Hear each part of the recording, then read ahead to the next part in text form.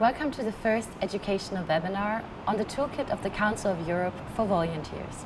I want to take this opportunity to thank you all for being here with us to support refugees and asylum seekers at the JNRC. Our goal is to give them hope and the possibility to live a safe, secure, dignified and peaceful life. Your contribution is precious and fundamental for them and us. In this first webinar, we will accompany you on a virtual tour on the Council of Europe's Toolkit's website. You will learn on how to use this helpful resource in the best way for your work with language support. But what is the Toolkit and how can it be helpful for you? The Toolkit consists of 57 tools, created especially for volunteers like you who offer language support for refugees and asylum seekers.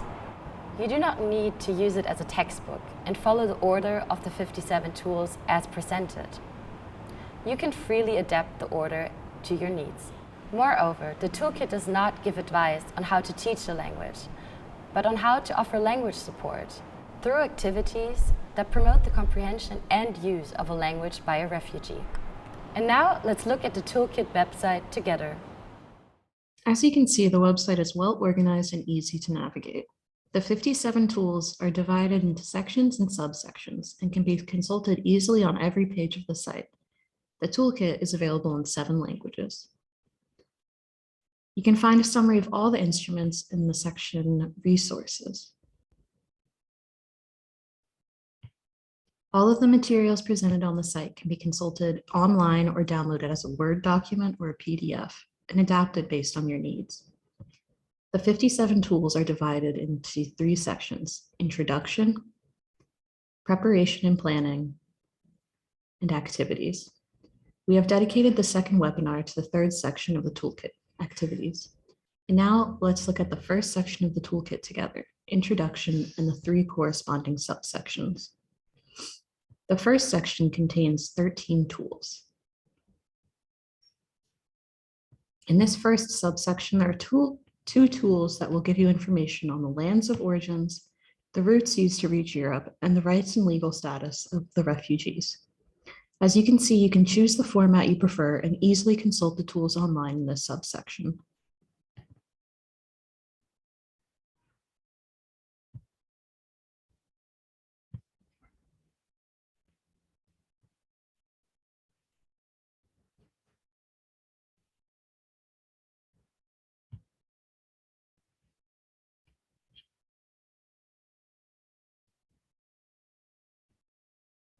In the second subsection, you will find tools that will give you advice to help create an inclusive and welcoming atmosphere that fosters intercultural dialogues within your group, as well as some information on Arabic, Kurdish, Persian, and Somali.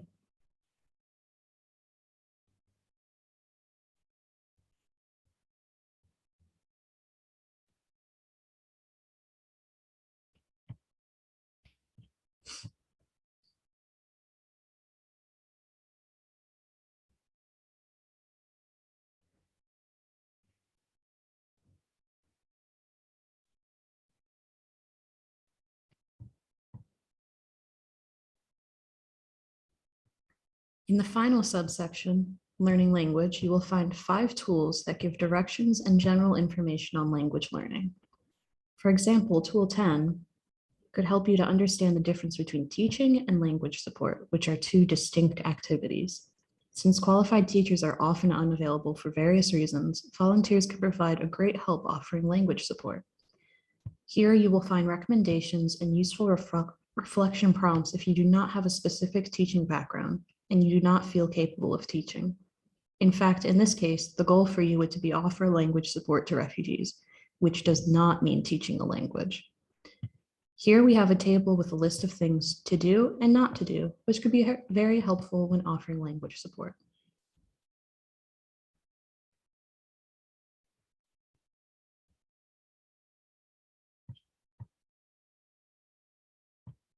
Tool 13 instead could help you to prepare activities for language support for very elementary needs of refugees. Here you will find 4 language skills that you can concentrate your language support on and that beginner level learners have the most need of help with: listening, reading, oral interaction, and writing. And now let's look at the second subsection, preparation and planning. It is divided into 3 sections and contains 20 tools. In the first subsection, some points to think about. There are some tools that contain practical suggestions and others that will help you to understand the major challenges that learners face when learning a new language. You can use them to prepare yourself to provide language support, or you can always consult them as the need arises. For example, tool 15 could be very useful in the need that you have to provide language support to a refugee with low literacy.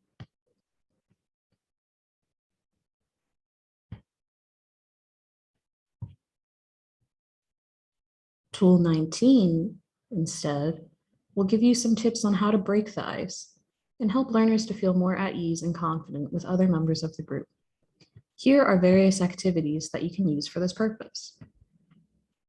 The activities are broken up into 2 categories, name games and picture activities. In this table, there are activities that call for the use of images. For this reason, you will need to be able to use tool 22.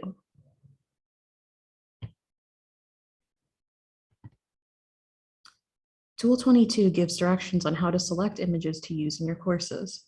In fact, images and real objects are a precious resource for your language support activities, especially with base level learners. They can be an incentive to facilitate interactions between you and members of your group. They can help to familiarize oneself with features of their new country and community, and can help to stimulate the interests of the members of your group.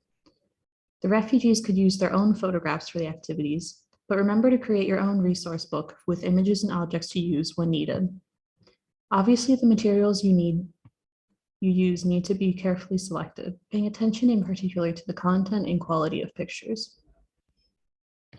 When choosing and preparing resources to use, make sure to consider the following questions. What cultural associations does the picture or real object have? Could it be offensive to individuals from other cultures? Could it lead to the need for complicated or controversial explanations?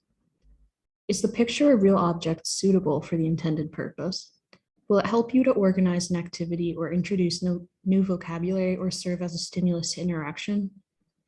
Is the picture/object relevant and interesting? Will it stimulate refugees? Will it add to their understanding in some way? Or will it be hard to interpret or relate to their experience? Is the quality good enough? Is it clear and easy to understand, large enough, in good condition, and in the case of drawn images, clearly recognizable? Is the picture worth keeping? Will it be valuable to you or other volunteers for use in the future? Can it be made more permanent, for example, by sticking it on cardboard with adhesive or laminating it? Can the picture be used from a legal point of view? Is permission required to download and use it? Does it need printed acknowledgement?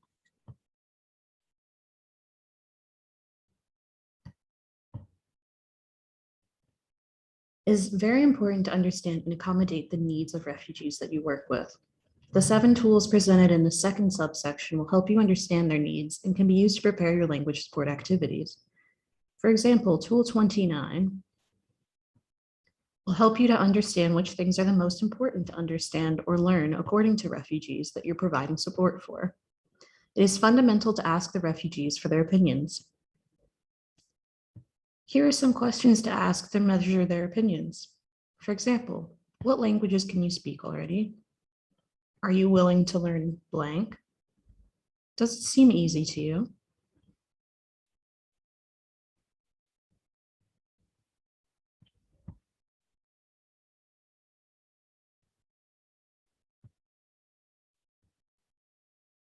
The 3 tools in the final subsection, planning content, will help you to identify some of the situations that the refugees in your group need to be able to cope with, the communicative functions, and some of the expressions or phrases they will need for everyday interactions. For example, tool 31 will be able to help you select communicative situations to focus on for language support activities. Here you will find a list of communicative scenarios.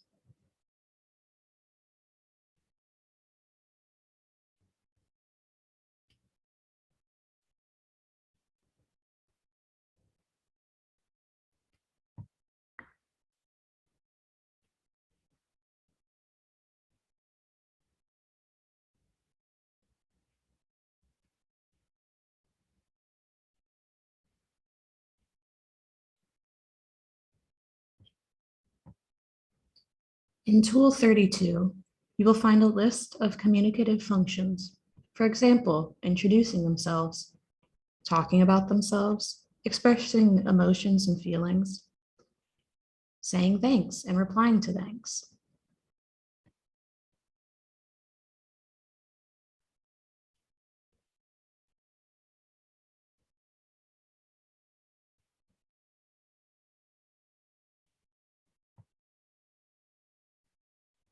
Tool 33, however, provides a list of helpful expressions for everyday communication.